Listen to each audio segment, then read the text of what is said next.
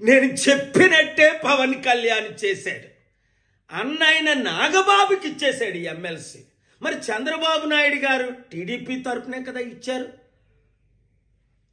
ఏం చెప్పారు వర్మకి పిఠాపురంలో? నువ్వు పవన్ కళ్యాణ్కి మద్దతు పోటీ చేయకుండా నెక్స్ట్ ఎమ్మెల్సీ నీకే ఇస్తానని దేవుడి సాక్షిగా చెప్పాడు.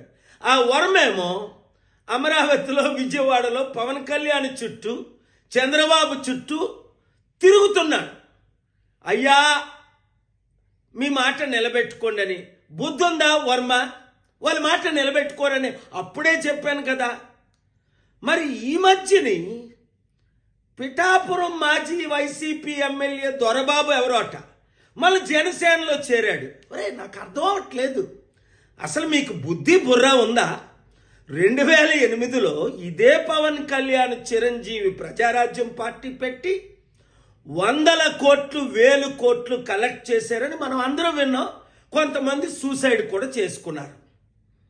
మరి అదే ప్రజారాజ్యం ఇప్పుడు జనసేనగా ఆవిర్భవించిందని అదే చిరంజీవి చెప్తున్నాడు. అంటే అర్థం ఏంటి?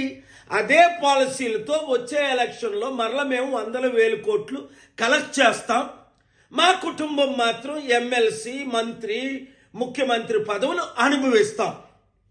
తెలివైనోడు ఎవ్వడు ఆ పార్టీలో చేరడు. మూర్ఖులు గుడ్డోలు బుర్రలేనోళ్ళు మాత్రమే చేరుతారు అందులో. ఇంకా జనసేన కానీ టీడీపీ కానీ మన లైఫ్లో గెలుస్తుందా? 9 నెలలకే చాప్టర్ క్లోజ్. మొత్తం అంతా అవినీతి, అన్ని ఫెయిల్ అయిపోయారు అని స్పష్టంగా కనబడుతుంది కదా. వచ్చేది కేవలం ప్రజాశాంతి పార్టీయే, బడుగు బలహీన వర్గాల పార్టీయే. మన బీసీ ఎస్సీ ఎస్టీలు అందరూ ఇప్పుడు ఎందుకు కమిటీల్లో చేరిపోతున్నారు?